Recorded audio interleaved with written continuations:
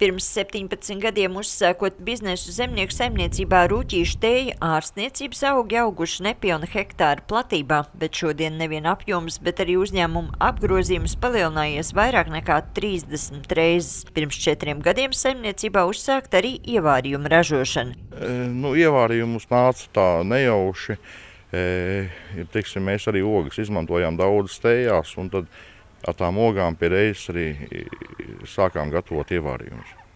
Ievārījums kļuvis arī par pirmo eksporta preci. Šomēnes, izmantojot jauno valsts programmu eksporta darījumu apdrošināšanai, uz Lielbritāniju aizceļojušas pirmās 17 tonnas ievārījuma ar 11 dažādām garšām. Kā attīstīsies sadarbība, atkarīgs no patērētājiem Lielbritānijā, bet saimnieks cer, ka par eksporta preci varētu kļūt visa produkcija.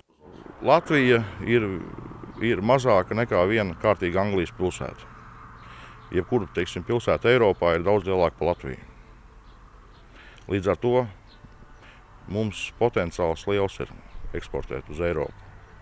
Eksporta garantija, kas dod papildus drošību, ka sūtot produkciju uz Eiropas valstīm ar pēcapmaksu nauda tiks saņemta, jau izmantojuši ap 70 uzņēmumus, starp kuriem Rūķīšu tēja ir pirmais un pagaidām vienīgais lauksaimniecības uzņēmums. Šis ir instruments,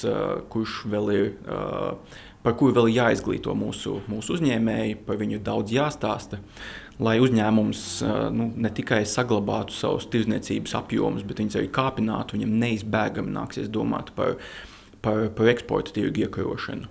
Un tieši tāda pati pieeja mūsu mazajiem uzņēmumiem. Atļauja eksporta kredītu garantiju programmai uz Eiropas Savienības valstīm ir līdz 2023. gadam. Paredzēts, ka atbalstu tajā saņems vairāk nekā 150 uzņēmumi, garantējot eksporta darījumus vismaz 82 miljonu eiro apmērā.